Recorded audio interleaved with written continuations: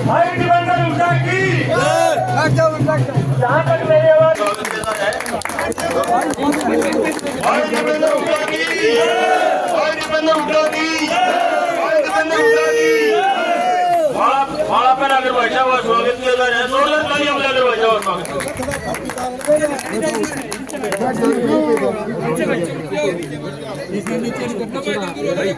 थोड़ी एडजस्टमेंट कर लो भाई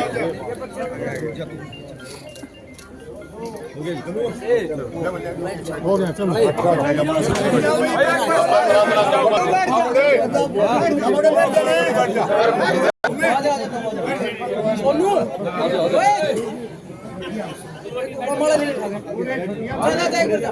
आर्य समाजी बैठ जा साहब का मान सम्मान सुन लो बैठ जाओ दादा बैठ जाओ भाई बैठो ले जाओगे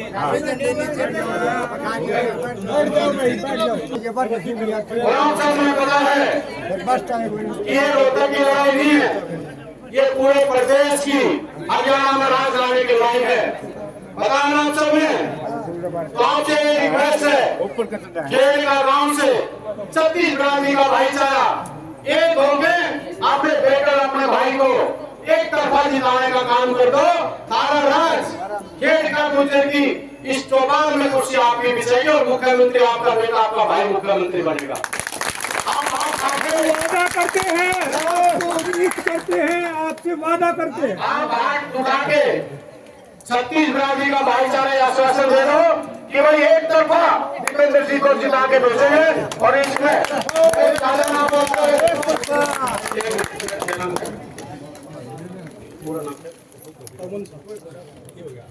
भाई पूरे गांव की तरफ से नोटों की माला से एमपी साहब का स्वागत किया और एमपी साहब ने ये परंपरा हरियाणा से खत्म की थी और ये वापिस माला को लौटा दिया और कार्यकर्ताओं ने जो मान सम्मान दिया उसके लिए बहुत बहुत आपका धन्यवाद। और मैं अभी आप देखो अभी आपके बेटे और आपके भाई दीपेंद्र हुड्डा जी से रिक्वेस्ट करूंगा, मैं एक दिन फिर कह लो हाथ आगे छत्तीसगढ़ का भाईचारा आश्वस्त करो कि एक तरफा पूरे गांव से जिला के भेजेंगे। मैं आगे दीपेंद्र हुड्डा जी से रिक्वेस्ट करूंगा। भाई दीपेंद्र हुड्डा की भाई दीपेंद्र हुड्डा की हरियाणा के शेर की हमारे बीच में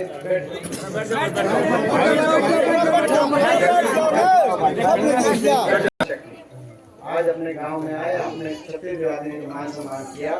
मैं गांव का बहुत बहुत धन्यवाद करना चाहता हूँ। आज इतना मान सम्मान आपने किया। आपको याद होगा आज से जब मैंने 2005 में पहला अपना लोकसभा चुनाव लड़ा था और आपके बीच में जब मैं आया था मैंने एक बात कही थी कि मेरी बात बोले भाषण बोले उस बात के मायने नहीं है।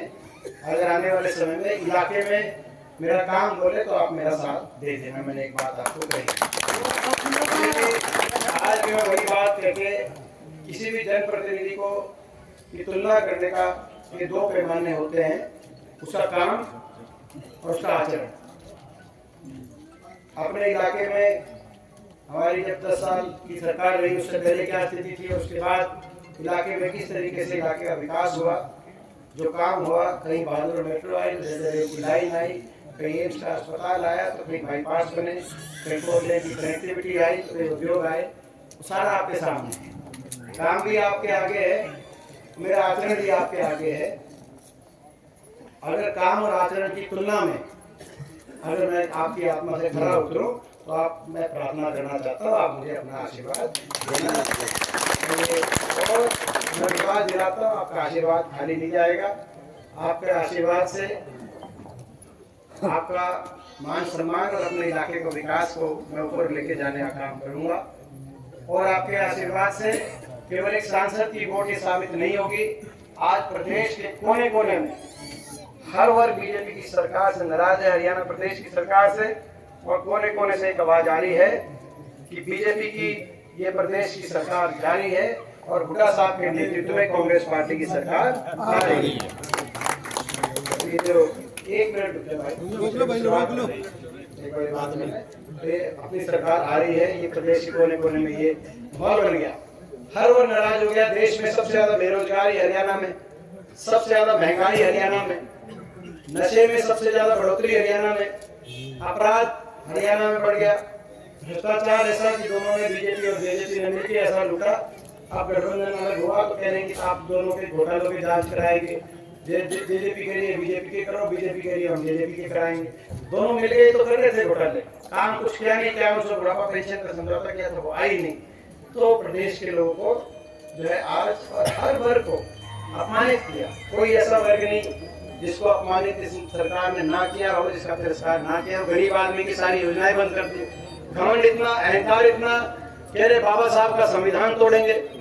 इतना घमंड जो ये कहे कि बाबा साहब का संविधान तोड़ेंगे, उनको मैं कहना चाहता हूँ बाबा साहब के संविधान को तो हम आज नहीं आने देंगे, लेकिन आपके घमंड को हम जरूर तोड़ने का काम करेंगे। ये स्थिति आ गई। मगर मुझे जो है, मैं समझता हूँ कि अब प्रदेश के कोने कोने में एक माहौल बना, नाराजगी बनी बीजेपी से। और जब नाराजगी बनी तो बीजेपी ने इलेक्शन से हफ्ते पहले मुख्यमंत्री बदल दिए कि नहीं बदल दिए? उप मुख्यमंत्री भी बदल दिए, गठबंधन भी बदल दिया, सारे मंत्री बदल दिए। इतनी नाराजगी होगी तो भाई 10 साल जो थे आपके सेनापति, युद्ध में आपको आते आते आपने ये पता करा चला कि वो सेनापति इतने फेल हो गए हैं कि आपने बदलने की जरूरत पड़ी, तो बटा बिठा दिया हरियाणा का। यानी तो भाई अब आप क्या मुख्यमंत्री बदलोगे, अब आप क्या उप मुख्यमंत्री बदलोगे? अब तो ये जनता जनार्दन है, ये सरकार ही बदलेगी, सरकार बदलेगी, हरियाणा जाएगी सरकार। हर रोज आपने देखा होगा, हर रोज जो है कांग्रेस का परिवार बढ़ रहा है। कल भी आपने देखा होगा एक विधायक, मौजूदा विधायक सत्ता दल के, और लगातार लाइन रख के कांग्रेस पार्टी में जो है शामिल हो रहे, सांसद हिसार के शामिल हो गए थे, मौजूदा लगातार शायद शामिल हो रहे कोने कोने में। तो आपकी पूरे हरियाणा के अंदर लोग आपकी तरफ टकटकी लगाए देख रहे हैं। मैं पूछना चाहता हूँ, इस राज को अपने इलाके में लाओगे कि दोबारा के नहीं लाओगे? आपको पता है फर्क? देखो फर्क ये है, फर्क ये है, अपने इलाके में राज में इतना फर्क है। मुख्यमंत्री खट्टर साहब 10 साल में एक दिन आए बाद में, पिछले 5 साल दोबारा आई नहीं। 10 साल बड़ा लंबा समय होता है किसी के जीवन में। मुख्यमंत्री आए नहीं और अब करना से लड़ रहे हैं, आप रहना नहीं देने जाओ तो खा जाओ 10 साल में। और हमारी सरकार है, हुड्डा साहब 10 साल मुख्यमंत्री रहे। हुड्डा साहब तो एक हफ्ते में एक बार आया करते, और मैं समझता हूँ मैं तो हर रोज आपके बीच में रहता था। ये फर्क है, अपने पर की बात है भाई। काम भी होंगे, अपना इलाका भी ऊपर उठेगा, विकास होगा, और कहीं कमी रह जाएगी तो कम से कम आप पकड़ के एक दिन में 10 बार उड़ाने तो दे सकते हो। मैं तो आप हाँ, ये अपने का फर्क है। आज मैं समझता हूँ कि बड़ी मुश्किल से इलाका ऊपर उठाया था। एक और उदाहरण देता हूँ, अपने टाइम में 17 बाईपास बने थे, सारी सड़कें वगैरह बनी अपने एरिया की। 17 बाईपास मैंने बनवाए थे। पादरी का बाईपास, झज्जर का बाईपास, भालूर का बाईपास, सापला का बाईपास, रोहतक का बाईपास, कलानौर का, मैम का, कोसली का, सारे बाईपास बने। और 4 बाईपास मैंने 2013 के एनसीआर प्लानिंग बोर्ड में मंजूर कराए थे। कौन सा? सुबाना का, मातन का, छुचेवास का, बेनी। 10 साल हो गए, नए बाईपास छोड़ो, वो जो 4 मंजूर शुदा थे 10 साल में, उनमें से भी एक भी नहीं बना। आप अंदाजा लगाओ, केवल जो है अपना इसका कितना फर्क पड़ जाता है। ना तो पहले ये इलाका था, पहले एक भी कहीं बाईपास किसी जगह नहीं था। तो अब इस एरिया को जगदीश गांधी ऊपर उठाए। हमारा ये एक सपना देख के हम लोग चले थे, ये कि भाई ये जिस तरह से दिल्ली की एक तरफ गुड़गांव और एक तरफ नोएडा, उसी तरह से दिल्ली के एक तरफ ये रोहतक झज्जर का इलाका, यहाँ भी उसी स्तर पे विकास हो। वो सपना, उस सपने की तरफ कदम बढ़ाए थे। 10 साल हमारी सरकार रही, वहीं के वहीं कदम रुके। भालूगढ़ का आखिरी खंभा मेट्रो का वहीं खड़ा है। 10 साल में एक ही ना मेट्रो आ गया ही, ना कोई एक नया काम हुआ। आज संकल्प लेते हैं आपके बीच में कि सरकार बनेगी और आने वाले समय में गुड़गांव और नोएडा के स्तर पे अपने झज्जर रोहतक को विकास में गुड़गांव और नोएडा से पीछे नहीं रहने देंगे, ताकि हम अपनी अगली जनरेशन को, नेक्स्ट जनरेशन को अपने क्षेत्र में विश्व स्तरीय अपना अच्छा उज्जवल भविष्य दे सके। हमारा संकल्प है। सरकार बनते ही देश में सर्वाधिक 6,000 बुढ़ापा पेंशन हम दिलवाने का काम करेंगे। हमारा संकल्प है 6,000 बुढ़ापा पेंशन। आओ अब ये आपकी न्यारी आओगी और ताई की न्यारी आओगी। मैं बता दें कि भाई 6,000 दो अपना 12,000 पेंशन आएगी।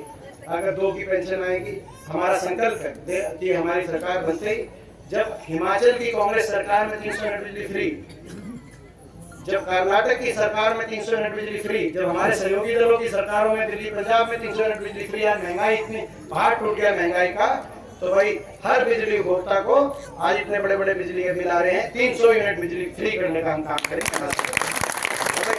हमारी माताओं बहनों के लिए 500 रुपए में गैस का सिलेंडर माताओं बहनों को दिलवाने का हम काम करेंगे। जैसे हमारी सरकार में 400 में सिलेंडर आता था, इनकी सरकार में बढ़ गया, महंगाई घटाने के नाम महंगाई बढ़ा दी, लेकिन हम दोबारा से 500 रुपए में सिलेंडर दिलवाने का हमारा संकल्प है।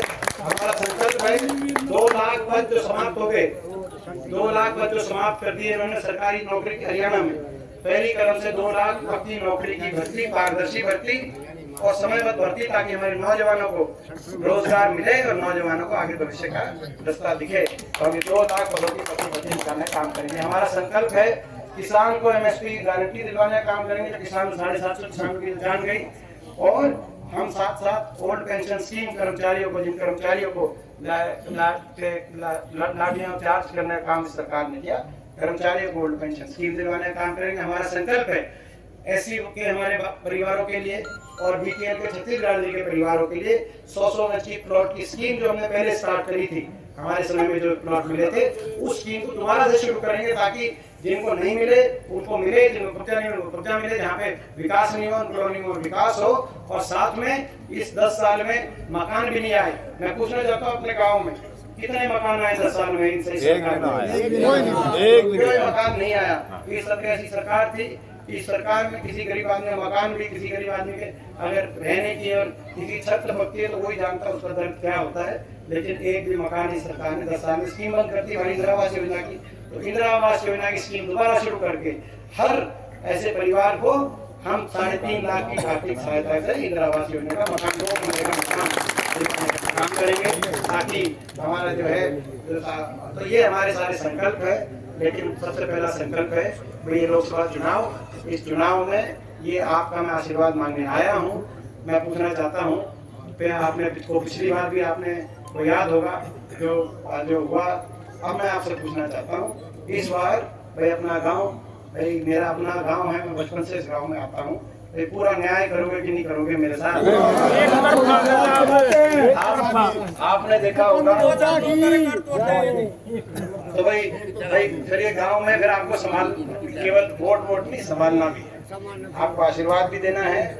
और ये इलेक्शन, कोई सी वोट दिल्ली जा रही है उसको बुला लेना, कोई सी सारी वोटिंग कराना, कोई सी वोट ताश खेलती ना रह जाए, और कोई सी वोट घर में काम करती ना रह जाए। तो ये आपको सबको बुला के सबको आपस में छत्तीस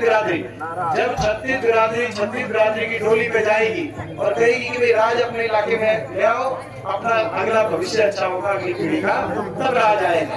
मैं एक और एक से भी अब ये दो बात करते तब ऐसी बात नहीं भाई।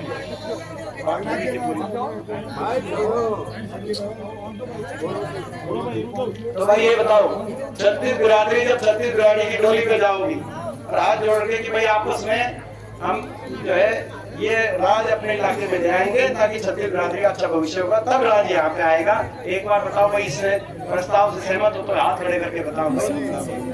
बहुत बहुत आपका धन्यवाद।